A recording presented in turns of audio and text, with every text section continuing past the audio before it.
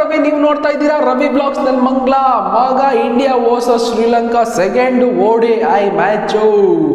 ಇಂಡಿಯಾದವರು ಬಂತ ಗುರು ಕುತ್ತಿಗೆ. ಎಂತ ಮ್ಯಾಚ್ ನ ತಗೊಂಡೋಗಿ ಹೆಂಗ್ ನಿಲ್ಸ್ಬಿಟ್ರೆ, ಲೀಡರ್ 97ಕ್ಕೆ ನೋ ಲಾಸ್ ಆಗಿದ್ದ ಮ್ಯಾಚು ಯಾವ ತರ ತಿರುವು ಪಡಿತು ಅಂತಂದ್ರೆ ಬ್ಯಾಕ್ ಟು ವಿಕೆಟ್ ತಳ್ಕೊಂಡು ಬೇಜಾರಿಡ್ಸ್ಬಿಡ್ತವ್ರೆ. ಮಾತಾಡೋದು ಅದಕ್ಕೂ ಮುಂಚೆ ನೀವೇನಾದ್ರೂ ನಮ್ಮ ಚಾನಲ್ ಸಬ್ಸ್ಕ್ರೈಬ್ ಮಾಡಲಿ ಅಂತ ದಯವಿಟ್ಟು ಈಗಲೇ ಸಬ್ಸ್ಕ್ರೈಬ್ ಮಾಡಿ, ಹಾಗೆ ಬೆಲ್ ಐಕನ್ ಕೂಡ ಕ್ಲಿಕ್ ಮಾಡಿ ಅಂತ ಹೇಳ್ತಾ, ಇವತ್ತು ಇಂಡಿಯಾ ಸೋಲಕ್ಕೆ ಮೇಜರ್ ಆಗಿ ಶ್ರೀಲಂಕಾದ ಒಬ್ಬ ಬೌಲರ್ ಕಾರಣ ಆಗೋನೆ. ಅವನು ಯಾರು ಅಂತ ಅಂದ್ರೆ ಜಾಫ್ರಿ ವಾಂಡರ್ಸ್ ಗುರು.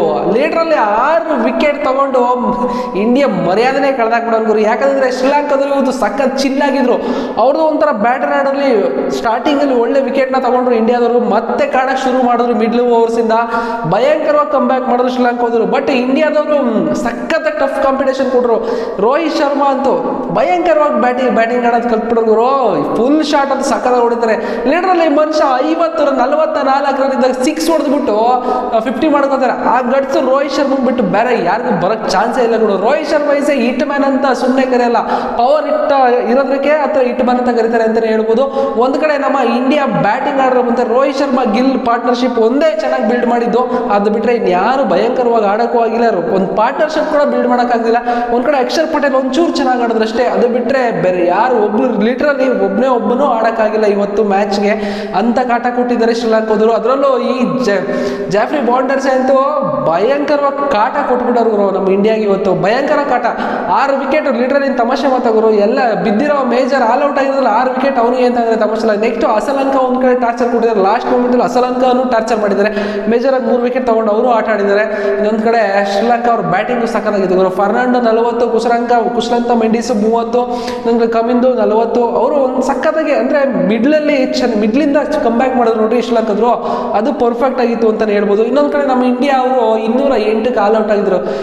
ಅದರಲ್ಲಿ 208ಕ್ಕೆ ಆಲ್ ಔಟ್ ಆಗಿದ್ದಾರೆ ಅಂತಂದ್ರೆ ಬೇಜಾರು ಹಿಡಿದ್ರು. ಯಾಕಂದ್ರೆ ಒಂದು ಸಖತ್ತಾಗಿ ಸ್ಟಾರ್ಟ್ ಮಾಡಿದ್ರು. ಬಟ್ ಈ ತರ ಫಾಲಿಂಗ್ ಡೌನ್ ಆಗಿ ವಿಕೆಟ್ ಕಳ್ಕೊಂತಾರೆ ಅಂತ ಅನ್ಕೊಂಡಿರಲ್ಲ. ಒಂದ್ ಕಡೆ ರೋಹಿತ್ ಶರ್ಮಾ 64, ಗಿಲ್ಲು 35, ಕೊಹ್ಲಿ 14, ಅಕ್ಷರ್ 44. ಇದು ಬಿಟ್ರೆ ನೆಕ್ಸ್ಟ್ ಬಂದವರು ಒಬ್ರು ಬ್ಯಾಟಿಂಗ್ ಆಡಕ್ಕಾಗಿಲ್ಲ ಗುರು. ಇನ್ನೊಂದ್ ಕಡೆ ನಮ್ಮ ಕಡೆ ಬೌಲಿಂಗು ಚೆನ್ನಾಗಿದೆ. ರೋಹಿತ್ ಶರ್ಮಾ ಅವ್ರು ಕೂಡ ಈ ಸತಿ ಬೌಲಿಂಗ್ ಕೂಡ ಹಾಕಿದೆ. ಅದೊಂದು ಖುಷಿ ವಿಷಯ. 2023 ವರ್ಲ್ಡ್ ಕಪ್ ಅಲ್ಲಿ ನೆದರ್ಲ್ಯಾಂಡ್ ವಿರುದ್ಧ ಹಾಕಿದಂತೆ ರೋಹಿತ್ ಶರ್ಮಾ. ಬಟ್ ಇವತ್ತೇ ಹಾಕಿದ್ದಾರೆ. ಒಂದು ಪ್ರೆಸ್ ಮೀಟ್ ಅಲ್ಲಿ ಕೂಡ ಹೇಳಿದ್ರು, ನನಗೆ ಆಫ್ ಸ್ಪಿನ್ ಬೇಕು ಅಂದ್ರೆ ನಾನಿದ್ದೀನಿ ಅಂತ. ಇವತ್ತು ಆಫ್ ಸ್ಪಿನ್ನಿಂಗ್ ಬೌಲಿಂಗ್ ಕೂಡ ಮಾಡಿದ್ದಾರೆ ರೋಹಿತ್ ಶರ್ಮಾ ಅಂತ ಹೇಳ್ಬೋದು.